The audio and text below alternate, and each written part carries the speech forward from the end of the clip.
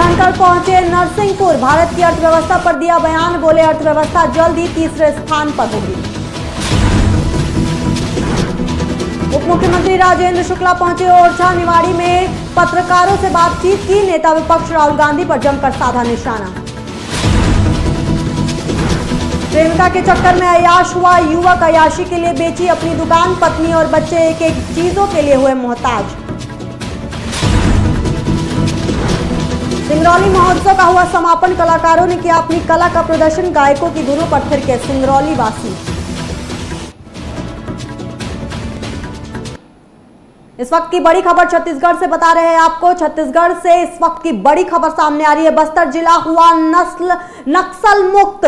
केंद्र सरकार ने LWE सूची से हटाया। इस वक्त की बड़ी खबर छत्तीसगढ़ से बता रहे हैं आपको। छत्तीसगढ़ के बस्तर जिला से ये बड़ी खबर सामने आ रही है।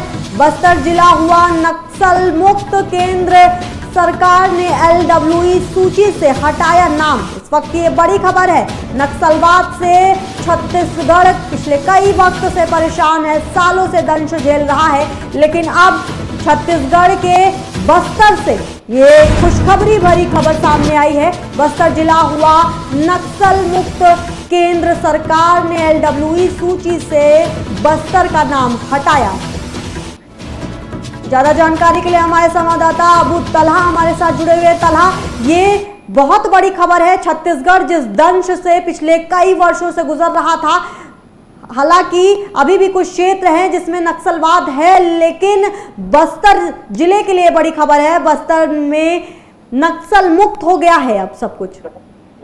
देखिए, बिल्कुल यशस्वी बात करें तो जिस तरह से छत्तीसगढ़ और मध्य प्रदेश के तमाम ऐसे क्षेत्र हैं जो नक्सलवाद से पूरी तरह से घिरे हुए हैं, ऐसे में एक सूची तैयार हुई थी कि किस सूची में किस क्षेत्र जो है वो नक्सल से प्रभावित है। तो ऐसे में अब बस्तर जिला जो है वो भी नक्सल से प्रभावित था। पर अब अगर बात करें तो देखिए, कहीं ना कहीं केंद्र ने माओवादी जिलों की जो सूची थी उससे बस्तर को बाहर किया है। हालांकि देखिए, अमित शाह खुद लगातार कहते हुए आए कि 2026 30 मार्च 2026 तक वो पूरे नक्सल से जो प्रभावित क्षेत्र है उनको पूरी तरह से नक्सल से मुक्त कर दिया जाएगा। तो ऐसे में अब एक जो सूची तैयार हुई है उसमें बस्तर का नाम नहीं है। हालांकि अभी देखिए आधिकारिक घोषणा नहीं हुई है, पर जिस तरह से देश के कह सकते हैं अमित शाह ने कई बार ये कहा है, ऐसे में अब जो सूची तैयार हो रही है उसमें बस्तर का नाम नहीं सामने आया है। तो ये कह सकते हैं बस्तर जिला जो है वो अब कहीं ना कहीं नक्सल से पूरी तरह से मुक्त है, क्योंकि कई ऐसे नक्सलवादी थे जिनको मार गिराया गया था मुठभेड़ में और कई नक्सलवादियों ने सरेंडर भी किया था। तो ये जरूर कह सकते हैं कि एक बड़ी खबर जरूर है, क्योंकि बस्तर जिला जो है उसमें कई बार देखा गया है कि बड़ी मुठभेड़ देखने को मिली है और नकली जो होते हैं वो कहीं ना कहीं स्थानीय लोगों को टारगेट बनाते थे। तो इन तमाम चीजों को लेकर अब एक बड़ी खबर जरूर है कि बस्तर जिले को नक्सलवाद से पूरी तरह से मुक्त किया गया है। जी यशस्वी। तलहा, आसपास के लोगों के लिए कितनी सुकून भरी खबर है, क्योंकि पिछले कई वर्षों से नक्सलवाद से ना सिर्फ प्रशासन, ना सिर्फ छत्तीसगढ़ की सरकार परेशान थी, बल्कि आसपास के लोग भी बड़े प्रभावित नजर आते थे। देखिए, बिल्कुल कई आसपास के लोगों को मतलब ये कह सकते हैं वहां के जो लोग हैं वो सामान्य जीवन पूरी तरह से जिएंगे, क्योंकि इससे पहले देखा जाता था जो स्थानीय लोग होते थे उनके अंदर नक्सलियों का एक डर होता था। डर के मारे वो, अगर हम बात करें तो 7-8 बजे के बाद बाहर नहीं वहां के लोग निकलते थे। तो ऐसे में जो लोगों के अंदर डर था उससे भी तमाम स्थानीय लोगों को मुक्ति मिली। और अगर हम सिर्फ बस्तर की बात नहीं करते, देखिए बस्तर संभाग के 7 जिले जो है, अगर बात करें दंतेवाड़ा भी है, बीजापुर भी है, सुकमा भी है, नारायणपुर भी है और कांकेर भी है। तो इन तमाम जिलों से ये कह सकते हैं कि इन तमाम जगहों को भी नक्सल से मुक्त किया जा चुका है। हालांकि अब जो सूची एक तैयार होगी उसमें ये जरूर स्पष्ट हो जाएगा कि कौन कौन से ऐसे क्षेत्र हैं जो नक्सल प्रभावित क्षेत्र थे और उनको अब नक्सलवादियों से पूरी तरह से मुक्त कर दिया गया है। तो देखिए, एक बड़ी मुहिम जरूर चली और खुद कह सकते हैं कि देश के जो गृह मंत्री हैं अमित शाह, उन्होंने ये संकल्प जरूर लिया है कि 2026 तक वो पूरे जो नक्सल से प्रभावित क्षेत्र हैं उनको नक्सल से मुक्त किया जाएगा। जी यशस्वी। बहुत शुक्रिया तला, तमाम जानकारी देने के लिए। इस वक्त की बड़ी खबर है, छत्तीसगढ़ का बस्तर अब नक्सल मुक्त हो चुका है। केंद्र सरकार लगातार नक्सलवाद को खत्म करने की पूरी कोशिश और मुहिम चला रही थी। यही कारण भी है कि 2026 तक ये अनुमान लगाया जा रहा था कि छत्तीसगढ़ से नक्सलवाद बिल्कुल खत्म हो जाएगा। खुद अमित शाह ने कई बार इस बात पर अपना पॉइंट ऑफ व्यू भी रखा है, लेकिन बस्तर के लिए फिलहाल ये बड़ी खबर है कि बस्तर के लोग अब सुकून से जिंदगी जी पाएंगे, क्योंकि बस्तर अब नक्सलवाद से मुक्त हो चुका है। केंद्र सरकार ने LWE सूची से उसको हटाया है। बड़ी खबर बता रहे थे आपको। अब चलिए लेकर के चलते हैं मध्य प्रदेश की कुछ अहम खबरों की तरफ। उपराष्ट्रपति जगदीप धनखड़ मध्य प्रदेश के नरसिंहपुर पहुंचे हैं, जहां जगदीप धनखड़ ने ऑपरेशन सिंदूर की प्रशंसा की और इसे प्रधानमंत्री नरेंद्र मोदी का साहसिक कदम बताया। इस दौरान उन्होंने भारत के लगातार विकास की ओर बढ़ते कदमों की सराहना की और कहा कि भारत की अर्थव्यवस्था दुनिया में चौथे पायदान पर पहुंच चुकी है और अब जल्द से जल्द तीसरे पायदान पर होगी। नहीं बहेगा, ये बहुत बड़ा संदेश दिया है। जिनका सिंदूर उजरा उनका लाज रखी है। आज का भारत साहसी है, आत्मविश्वासी है और दुनिया को समझ में आ गया है।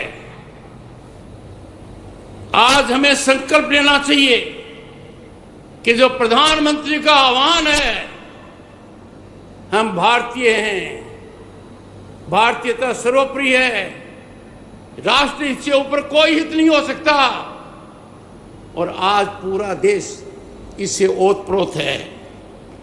पिछले दशक में भारत ने बड़ी आर्थिक उछाल लगाई, बड़ी जबरदस्त लगाई।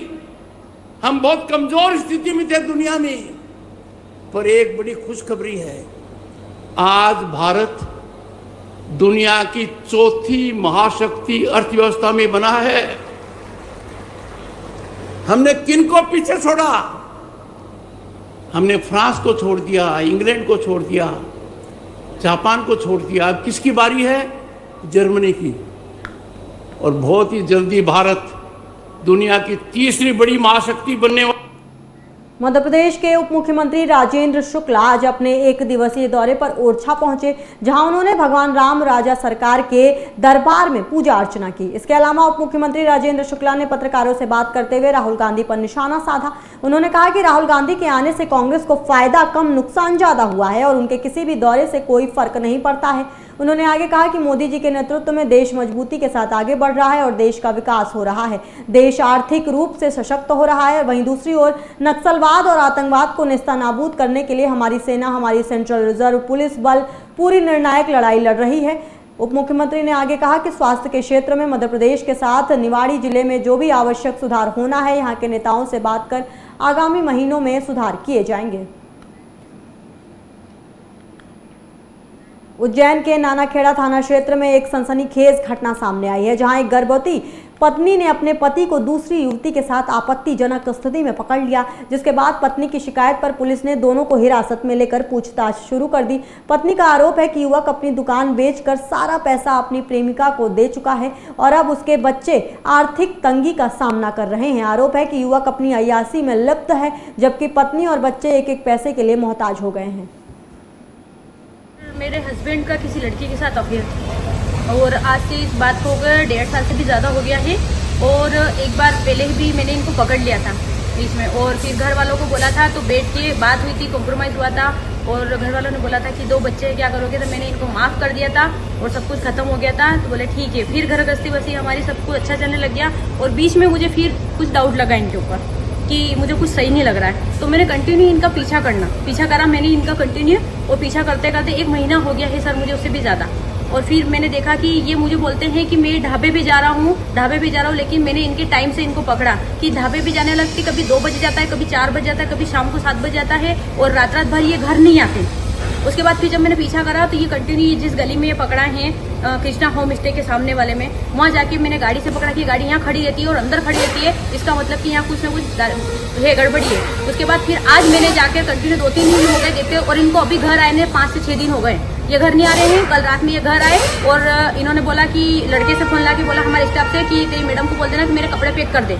मैंने कहा हाँ ठीक है, लेकिन मैंने फिर भी कुछ नहीं बोला। उसके बाद इन्होंने मेरे जो घर पे बहुत मारपीट करी है, बहुत मारपीट करते हैं। यहाँ तक कि मेरे बच्चों को भी मारा, छोटी वाली को गर्दन दबा के फेंक दिया, बड़ी वाली को मारा, पूरी रात चक्कर आए हैं उस बच्ची को, इतनी मारापीटी करते हैं। उसके बाद भी फिर मुझे डाउट लगा और ये यहाँ पकड़ा गए। और जब मैं गई आज सुबह, मेरे एक मुँह वाले भाई उनको लेके तो बाहर करते मैं अंदर गई, मैंने वीडियो बनाया और देखा कि ये बहुत ही अवस्था में मुझे पकड़ाए गए। बताइए। मेरे 2 बच्चे हैं और तीसरा बच्चा मेरे पेट में। अब इसका क्या है? और अगर ये व्यक्ति अगर उससे प्यार करता था कि उसके साथ देना था तो फिर ये। सिंगरौली महोत्सव एवं नगर दिवस के समापन अवसर पर कलाकारों ने अपनी अपनी प्रस्तुतियां देकर श्रोताओं को झूमने के लिए मजबूर कर दिया। कार्यक्रम के समापन अवसर पर बतौर मुख्य अतिथि के रूप में सिंगरौली विधायक रामनिवास शाह मौजूद रहे और उनके साथ कई अन्य लोग भी शामिल हुए। कार्यक्रम की शुरुआत में शिवधाम मंदिर के पुजारी के साथ पूजा पाठ कराया गया, जिसके बाद कार्यक्रम के दौरान एक एक कर सबने अपनी प्रस्तुति दी। साथ ही बॉलीवुड सिंगर अरुणिता कंजीलाल एवं नचिकेत लेले ने अपने अपने गानों के जादू से सिंगरौली वासियों का मन मोह लिया। गायकों ने सबको झूमने के लिए मजबूर कर दिया और साथ ही दोनों सिंगरों ने श्रोताओं की जमकर वाहवाही लूटी। देर रात तक आयोजन चलता रहा और श्रोता आनंद उठाते रहे।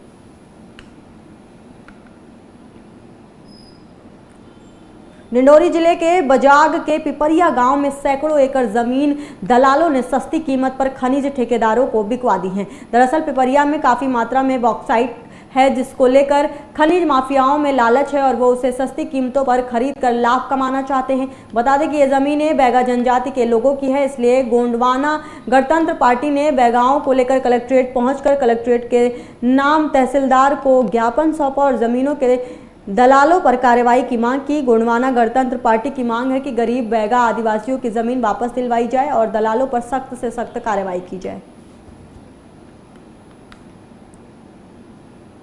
दमोह में शराब माफियाओं और दबंगों के हौसले बुलंद नजर आ रहे हैं, जहां बीते दिनों भगवती मानव कल्याण संगठन के पदाधिकारी सालक राम पटेल के परिजन को कुछ लोगों ने गाड़ी से टक्कर मारकर उन्हें घायल कर दिया, जिसके बाद उनसे गंभीर हालत में मारपीट भी की गई। गुंडे और माफिया यही नहीं रुके, जब घायल को अस्पताल ले जाया गया तो वहां भी पहुंच गए और घायल के साथ परिजन और संगठन के लोगों को भी मारने का प्रयास किया गया और संगठन के लोगों को गालियां भी दी गई। इस दौरान पूर्व मंडल के अध्यक्ष मनीष पाल्या भी अस्पताल में मौजूद रहे। फिलहाल भगवती मानव कल्याण संगठन के लोगों ने एसपी को ज्ञापन सौंपकर कार्रवाई की मांग की है और लगातार बढ़ रहे अपराध पर अंकुश लगाने की अपील की है। आज भगवती मानव कल्याण संगठन ने एसपी महोदय को ज्ञापन सौंपा है, जो हटा में घटना घटी है। हमारे सालक राम भाई के चाचा के साथ एक्सीडेंट करके पहले एक्सीडेंट किया, इसके बाद में मारपीट की है और जब मारपीट होने के बाद इन लोगों को जानकारी चली तो ये चाचा को लेकर के अस्पताल हटा गए। हटा अस्पताल में जब वहाँ पे बीजेपी के कुछ गुंडे और माफियाओं के गुंडे वहाँ आकर के इन लोगों को भी धक्का मुक्की गाली गलौज करने लगे उसी संबंध में। तो उसमें मनीष पाल्या जो है पूर्व मंडल अध्यक्ष, उनके द्वारा उनके साथी द्वारा मारपीट और गाली गलौज की गई, जिसका वीडियो बनाया गया, उसकी रिकॉर्डिंग भी है। अभी हमारे हटा में एक घटना और घटी थी, जो विधायक के लड़के के द्वारा एक ऐसी मान लो घटना घटित की गई थी कि पत्रकार के साथ मारपीट एवं उनको जान से मारने की धमकी दी गई थी। तो हटा में जिस प्रकार का गुंडा एवं जंगल राज चल रहा है, वह पूरे देश को शर्मिंदा कर रहा है और हमारे दमोह के लिए भी शर्मिंदा कर रहा है कि इस प्रकार से जो राजनेता हमारे जनता के लिए व्यवस्था करने के लिए एवं हमारे क्षेत्र के लिए कार्य करने के लिए चुने जाते हैं, वही लोग आज गुंडागर्दी पर उतर आए। तो मुझे समझ में नहीं आ रहा है कि आने वाले समय में इस प्रकार का बीजेपी का राज चलता रहा और इन पर बीजेपी के वरिष्ठ अधिकारी या वरिष्ठ नेता इस पर ध्यान नहीं देंगे तो धीरे धीरे गुंडा तंत्र बढ़ता जा रहा है। तो रात्रिकालीन मेरे चाचा जी के साथ एक्सीडेंट हुआ रनी में। वहाँ पर एक्सीडेंट के बाद उनके द्वारा मारपीट भी की गई। मारपीट के बाद जब हम लोगों को पता चला तो हम लोग हटा अस्पताल लेके आए। हटा अस्पताल में मनीष पल्या, लकी ठाकुर, राजा ठाकुर, सौरभ ठाकुर के द्वारा गंदी गंदी गाली दी गई, मारपीट भी की गई, पत्थर से मारने की कोशिश की गई। जब डॉक्टर साहब ने हम लोगों को दमोह रेफर के लिए लिख दिया तो इनके लिए इन्होंने हम लोगों को जाने नहीं दिया। हमारे चाचा जी जबलपुर मेडिकल अस्पताल में आईसीयू में भर्ती हैं। सौसर जिले के तहसील पिपला नारायणवर की स्थानीय निवासी गायत्री प्रज्ञापीठ के श्रीराम हॉल में कन्या कौशल शिविर का भव्य शुभारंभ हुआ। ये शिविर भविष्य में बेटियों के जीवन में मार्गदर्शी साबित होगी। इस 5 दिवसीय आयोजन में 5 अलग-अलग जिलों से 300 से अधिक प्रतिभागी शामिल होंगे। बता दें कि शिविर में जीवन जीने की कला, महापुरुषों की प्रेरणाएं, साहस और शौर्य, सोशल मीडिया की लाभ हानि, धर्म संस्कृति, पुनरुत्थान, योग और स्वास्थ्य जैसे महत्वपूर्ण विषयों पर मार्गदर्शन दिया जाएगा। शिविर का शुभारंभ दीप प्रज्वलन के साथ हुआ, जिसमें थाना प्रभारी समेत कई अन्य लोग भी शामिल रहे। ये इस प्रकार के अभियान और शिविर इसलिए आयोजित करना पड़ता है किसी भी सामाजिक उत्थान और सांस्कृतिक उत्थान, धार्मिक उत्थान करने वाली संस्थाओं को, कि जो वर्तमान और भावी पीढ़ी में जो अभी विचारधाराओं में प्रदूषण फैलते जा रहा है, सोशल मीडिया के माध्यम से और अन्य माध्यमों से, और सामाजिक परिवेश में भी उनको कई प्रकार की समस्याओं का सामना करना पड़ता है। इन परिस्थितियों को कैसे निपटे, इसका सटीक मार्गदर्शन इस शिविर में विशेषज्ञों के द्वारा किया जाता है। और गायत्री परिवार शांतिकुंज झरीद्वार के मार्गदर्शन में कन्या किशोर कौशल अभियान ये हमारा निरंतर चल रहा है। अभी 5 जिलों में निरंतर कार्यशालाएँ भी हुई है और धीरे धीरे पूरी तरह से हम सोच रहे हैं कि इस हर महाविद्यालय स्तर पर, कॉलेज स्तर पर, हायर सेकेंडरी स्तर पर जाकर बच्चियों को उचित मार्गदर्शन देंगे।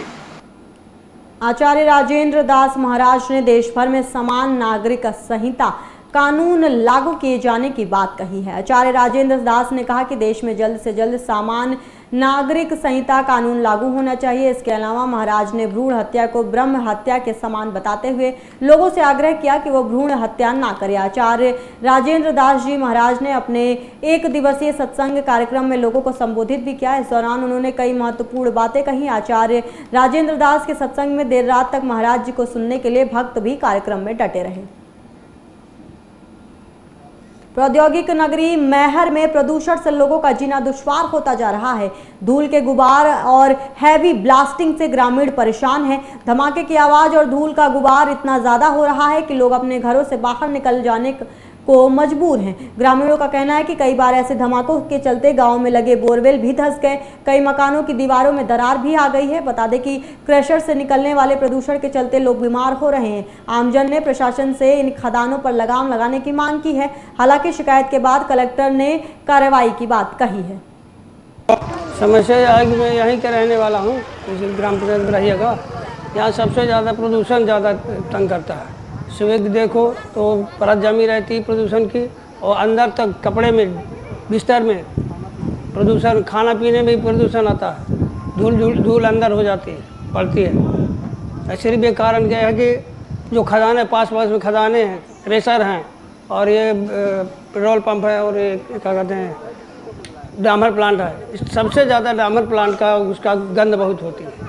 प्रदूषण से तो कितनी समस्याएं, कितनी बीमारियां होती हैं। हाँ, हम लोग जब से इंसान रहा है सिर्फ प्रदूषण के अलावा कुछ नहीं मिला है। कभी भी अगर आवाज़ उठाते हैं कंपनियों के खिलाफ और वाहनों के खिलाफ, तब भी हमारी कोई आवाज़, कोई भी मदद नहीं करती। ना कंपनियां करती हैं, ना सरकार करती है, ना पुलिस, कोई भी नहीं करता। अगर खुद भी बोलते हैं तो इंसान, गरीब इंसान कहाँ तक और खुद कितना क्या कर सके। इसलिए हमारी सरकार से ही विनती है कि जितनी हो सके उतनी हमारी मदद की जाए। कम से कम सड़क तो बनवा दे ताकि हमारे स्वास्थ्य के प्रति कुछ भी मदद हो जाए। इस तरह से परेशानी। यहाँ पर सीमेंट फैक्ट्रियाँ हैं और साथ ही लाइमस्टोन मेजर मिनरल्स होने की वजह से खदानों की संख्या भी अधिक है, तो कई बार प्रदूषण का ये विषय आता है और इस संबंध में समय समय पर प्रदूषण नियंत्रण बोर्ड के द्वारा कार्यवाही भी की जाती है और हमारे द्वारा भी मॉनिटरिंग की जाती है।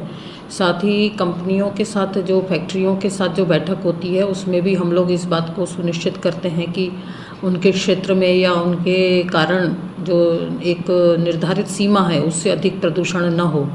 तो निश्चित रूप से हम लोग इसमें देख रहे हैं और अगर ऐसा कहीं उल्लंघन पाया जाता है तो कार्रवाई करने के लिए भी प्रदूषण नियंत्रण बोर्ड को हम निर्देशित करेंगे। समस्या है कि मैं यहीं कर।